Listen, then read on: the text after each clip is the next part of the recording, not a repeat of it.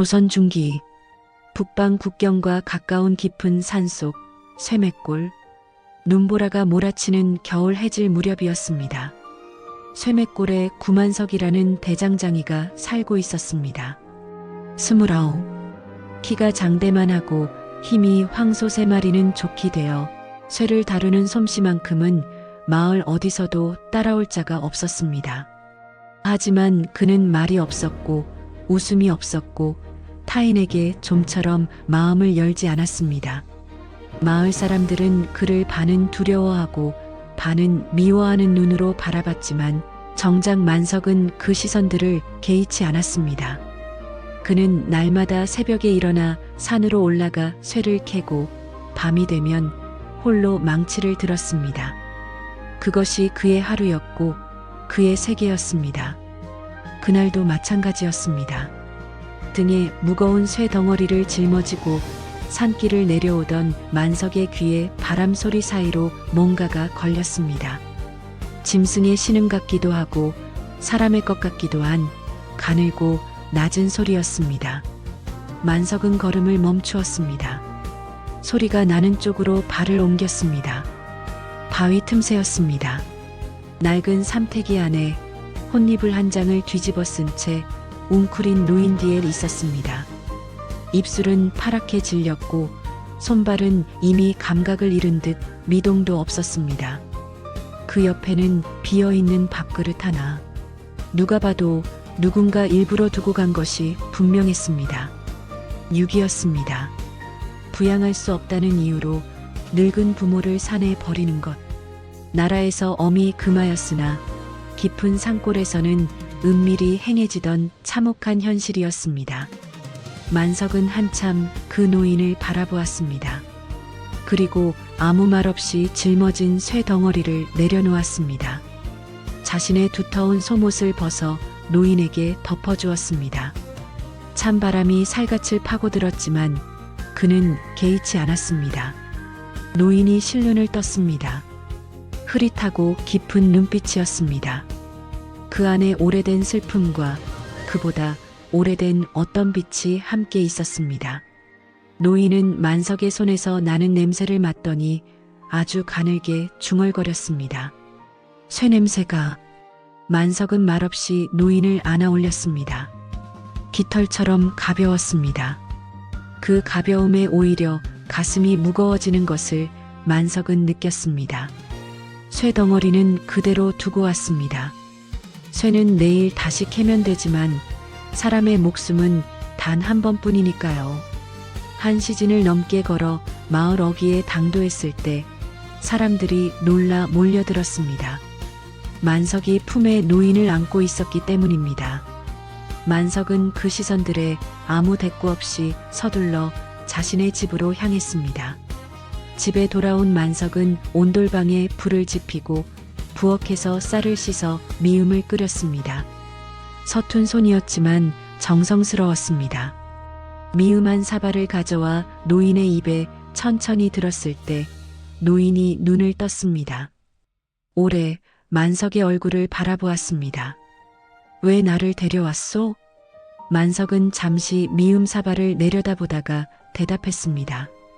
길에서 사람이 죽어가는 걸 보고 그냥 지나갈 수는 없었소. 나는 쓸모없어진 늙은이요. 오래 살아봤자 짐만 되오.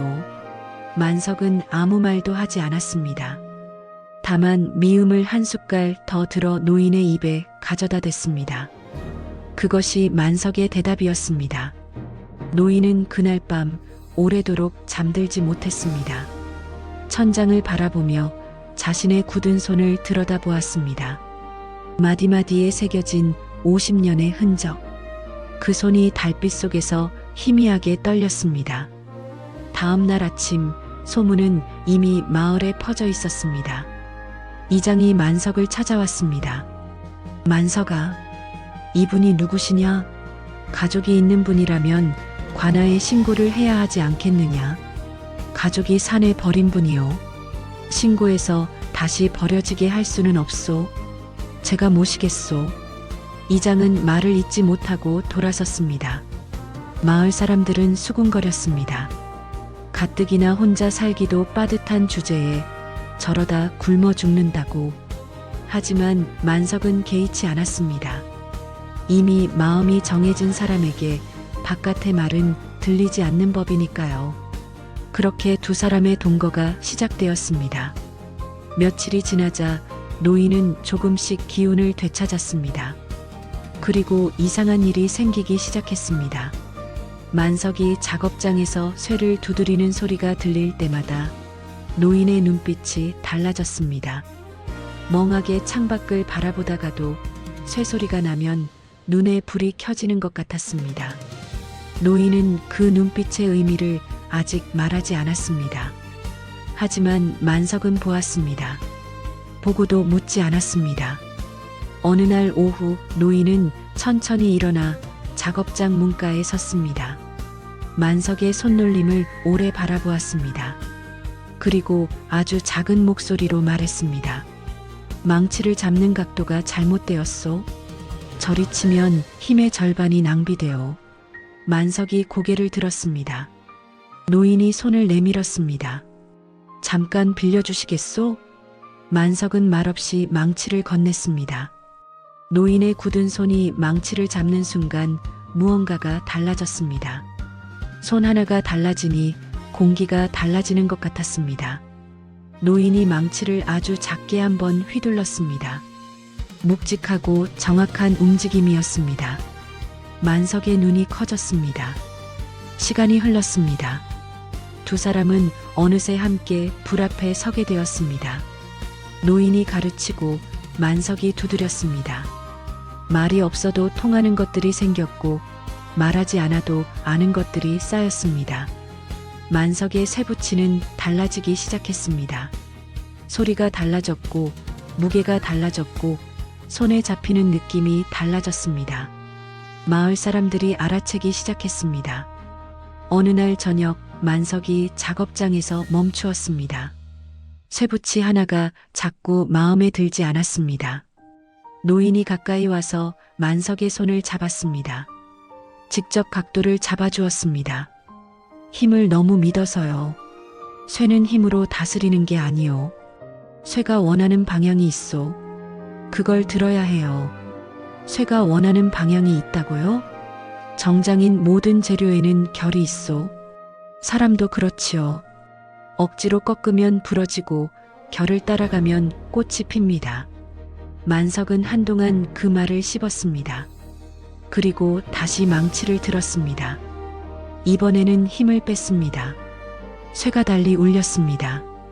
작게 놀라서 소리가 다르오. 정장인 희미하게 웃으며 이제 들리는군요. 그날 이후 만석은 쇠를 대하는 방식이 달라졌습니다. 두드리는 것이 아니라 듣는 것, 이기는 것이 아니라 따라가는 것. 그것이 노인이 가르쳐준 가장 첫 번째이자 가장 중요한 것이었습니다. 노인은 쇠붙이만 가르친 것이 아니었습니다. 어느 저녁에는 부엌에서 무언가를 다렸습니다. 구수하고 쓴 냄새가 집안에 퍼졌습니다. 만석이 들어오자 노인이 한 사발을 건넸습니다. 오늘 손 많이 썼을 테니 드시오. 만석이 마셨습니다. 쓰지만 달았습니다. 몸 깊은 곳부터 따뜻해지는 것이 느껴졌습니다. 어디서 배우셨소? 쇠를 다루다 보면 사람 몸도 쇠처럼 보일 때가 있소. 어디가 녹슬었는지, 어디를 벼려야 하는지. 만석은 노인을 바라보았습니다. 뭔가 묻고 싶은 게 있었습니다. 하지만 그냥 사발을 들었습니다. 감사합니다, 어르신. 노인은 고개를 돌렸습니다. 눈가가 붉었습니다. 감사하다는 말을 마지막으로 들어본 것이 언제였는지 노인 자신도 기억하지 못했습니다. 그 무렵 마을에 불길한 소문이 돌기 시작했습니다. 이웃 고을에서 김첨지라는 향반이 쇠맥골을 노린다는 것이었습니다. 관아 사또와 친분을 이용해 백성의 땅과 광산을 헐값에 아니 공짜로 빼앗는 것으로 악명 높은 자였습니다. 봄날 김첨지가 비단 두루마기를 입고 말을 타고 마을에 나타났습니다. 그 뒤를 박서방이 따랐습니다. 둘은 마을을 한 바퀴 돌아보며 뭔가를 가늠하듯 수군거렸습니다. 그리고 며칠 뒤 김첨지는 만석의 집 앞에 나타났습니다. 품에서 문서 하나를 꺼내 들었습니다. 이 산이 이미 내 것이오. 앞으로 쇠를 캐려면 하루 수확의 절반을 새로 내시오. 산은 모두의 것이 아닙니까? 그런 법이 어디 있습니까? 법은 내가 해석하오. 문서가 있으면 내 것이오. 만석은 분노가 치밀었지만 꼭 참았습니다. 절반을 빼앗기면 먹고 살 수 없었습니다. 그날 밤 만석은 노인에게 사정을 털어놓았습니다. 노인은 조용히 들었습니다. 쇠를 캐지 말고 쇠붙이를 만드시오. 법에 없는 것이오. 하지만 제 솜씨로는 부족합니다. 내가 가르쳐 드리리다. 그리고 노인의 눈빛이 달라졌습니다.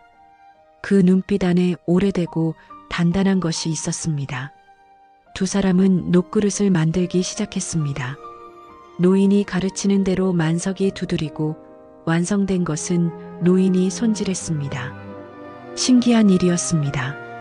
노인의 손을 거친 녹그릇은 빛깔이 달라지고 무게감이 달라졌습니다. 장에 내다 팔자 사람들이 감탄했습니다. 날개 돋친 듯 팔려나갔습니다.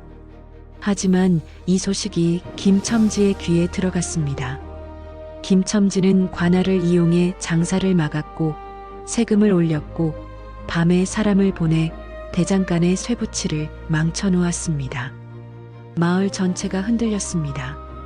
쇠수급이 끊기자 농기구를 만들 수 없었고 농기구가 없으면 봄 농사를 망쳤습니다. 이장이 김첨지에게 찾아가 무릎을 꿇었지만 김첨지의 대답은 하나였습니다. 땅과 광산을 내놓으라는 것. 마을 사람들이 모여 한숨을 쉬는 자리에서 만석이 앞으로 나섰습니다. 제가 쇠를 가져오겠습니다. 마을이 죽어가는데 가만히 있을 수는 없습니다. 그날 밤 만석은 혼자 산으로 향했습니다. 김첨지가 막아놓은 광산 입구를 찾아갔습니다. 보통 사람 10명이 달라붙어도 움직이지 않을 바위들을 만석의 괴력으로 하나씩 치웠습니다. 안에서 빛나는 쇠 덩어리들이 드러났습니다. 하지만 김첨지의 사람들이 횃불을 들고 몰려왔고 만석은 목격되고 말았습니다. 다음 날 관아에 고발이 들어갔습니다. 만석은 도망가지 않고 당당히 관아로 갔습니다. 사또 앞에서 억울함을 호소했지만 김첨지와 친분이 있는 사또는 들으려 하지 않았습니다. 곤장 50대. 만석은 피 흘리며 집으로 돌아왔습니다. 노인이 눈물을 흘리며 곁을 지켰습니다. 그날 밤 노인은 만석이 잠든 것을 확인하고 부엌으로 나갔습니다. 산에서 캐온 약초를 다리는 냄새가 새벽 내내 집안에 퍼졌습니다. 다음 날 아침 만석은 눈을 떴습니다. 몸의 통증이 거짓말처럼 가라앉아 있었습니다. 곤장 50대면 보름은 드러누워야 하는데 부엌에서 노인이 약 사발을 가져왔습니다. 어르신, 이게 무슨 약이요? 산에서 나는 것들이요. 어서 드시오. 만석은 사발을 받아들다가 노인을 바라보았습니다. 오래, 어르신, 당신은 도대체 누구시오? 노인은 한참을 침묵했습니다. 창밖에 아침 햇살이 들어왔습니다. 불씨가 살아있는 화덕에서 쇠냄새가 났습니다. 노인은 자신의 손을 내려다보았습니다.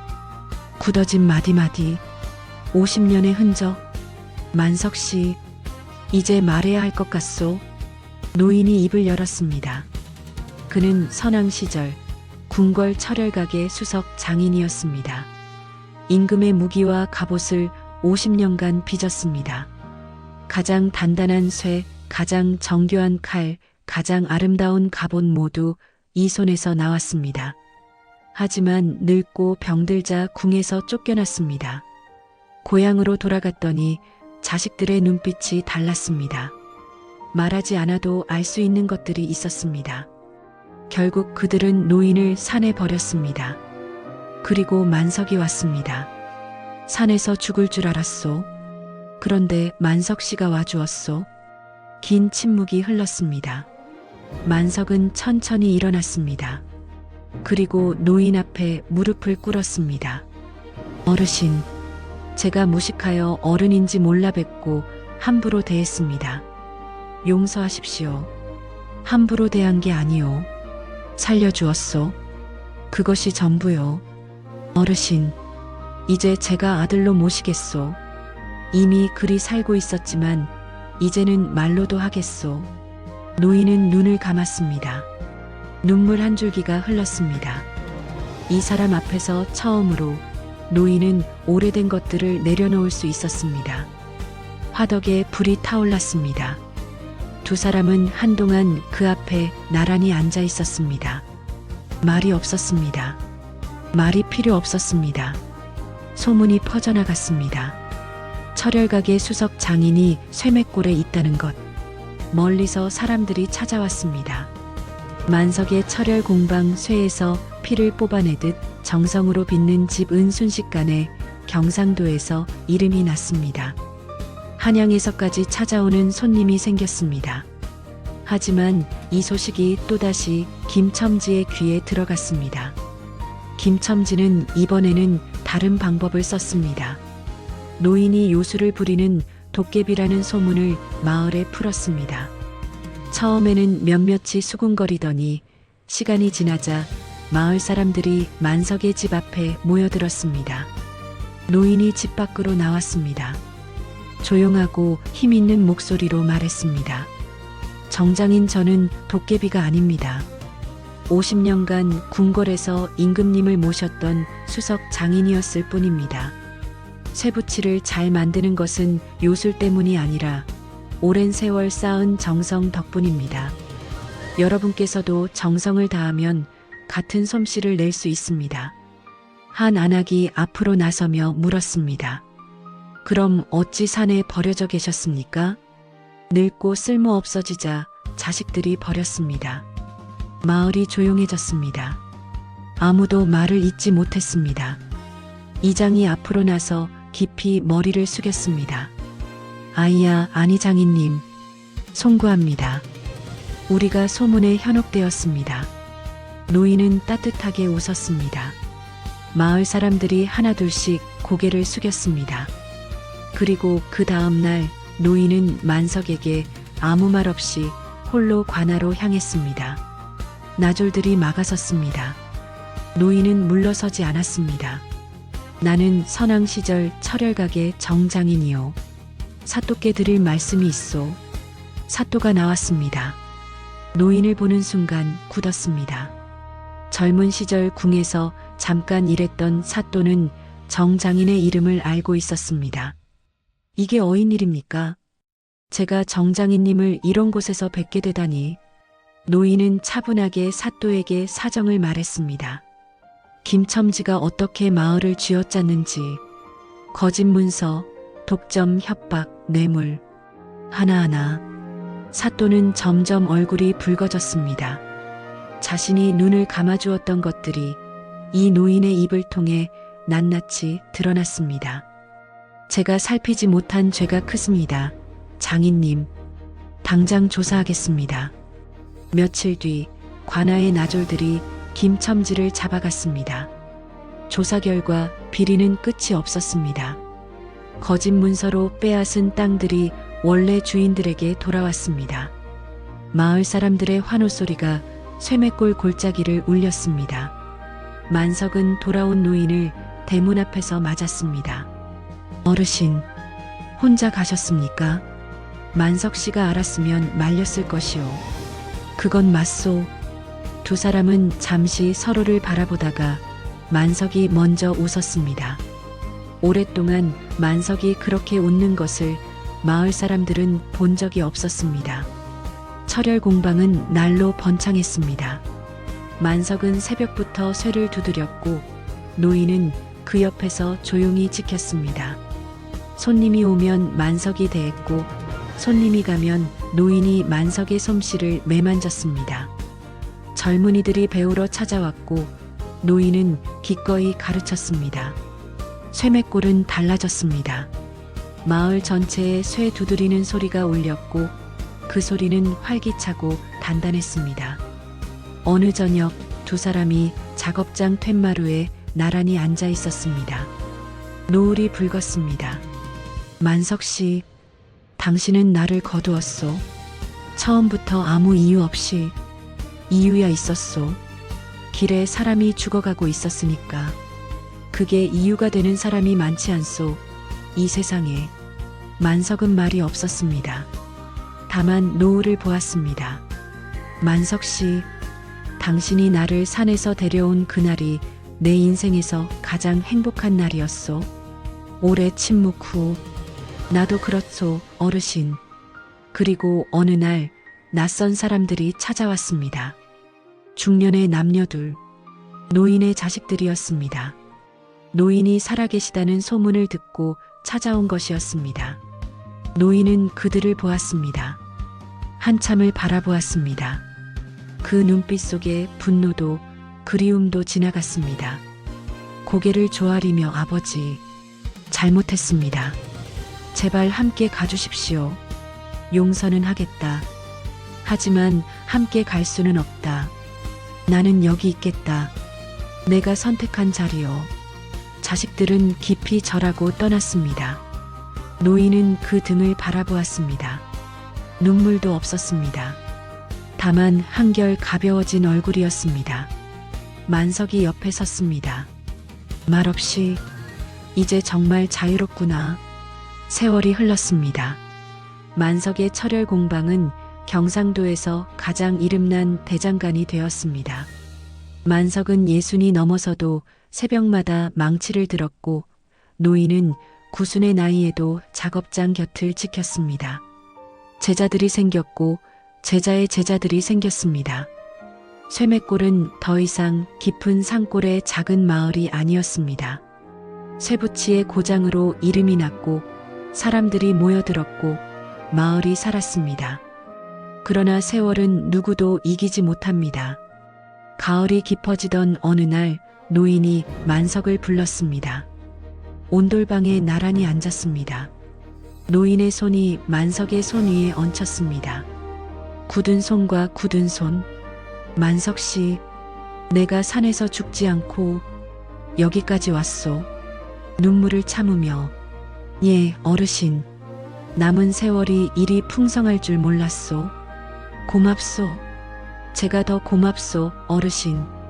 노인은 평화롭게 눈을 감았습니다. 만석의 품에서 편안히. 만석은 그 손을 오래 놓지 않았습니다. 작업장에서 바람이 불어왔습니다. 쇠냄새, 불씨 하나가 아직 살아있었습니다. 마을 사람들이 모두 모여 장례를 치렀습니다. 만석은 3년상을 치르며 노인을 그리워했습니다. 노인의 무덤 앞에는 항상 신선한 꽃이 놓였습니다. 만석은 날마다 그 앞에서 인사를 드렸습니다. 오늘 누가 왔는지, 어떤 쇠붙이가 팔렸는지, 어떤 손님이 감탄했는지, 노인이 남기고 간 것들이 여전히 많은 사람들을 따뜻하게 하고 있다고. 철혈 공방은 대대로 이어졌습니다. 그리고 그곳에는 언제나 두 사람의 이야기가 전해졌습니다. 버려진 노인을 산에서 구한 대장장이의 이야기, 그리고 그 은혜를 평생으로 갚은 장인의 이야기. 마을 사람들은 그 이야기를 들으며 말했습니다. 진정한 가족은 혈연이 아니라 진심에서 온다고. 그리고 쇠처럼 두드릴수록 단단해진다고. 이 이야기는 쓸모에 대한 물음에서 시작했습니다. 우리는 언제부터인가 사람을 쓸모로 가늠하게 되었습니다. 일을 할 수 있는가, 돈을 벌 수 있는가, 도움이 되는가. 늙어버려진 노인과 홀로 쇠를 두드리던 사내는 서로에게 아무런 쓸모를 기대하지 않는 순간에 비로소 가족이 됩니다. 만석은 노인을 구하려던 것이 아니었습니다. 다만 사람이 길에서 죽어가는 것을 보고 지나칠 수 없었을 뿐. 그리고 정장인은 은혜를 갚으려 했던 것이 아니었습니다. 다만 좋은 것을 알고 있었고 나누고 싶었을 뿐. 그 그냥과 그냥이 만나 두 사람의 생이 바뀌었습니다. 중장년의 시청자들이 이 이야기에서 한 가지를 찾아가셨으면 합니다. 나는 아직 쓸모 있는가? 라는 물음 대신 나는 누군가의 곁에 있는가? 라는 물음을. 쇠는 혼자 빛나지 않습니다. 불이 있어야 하고 두드림이 있어야 합니다. 사람도 그렇습니다.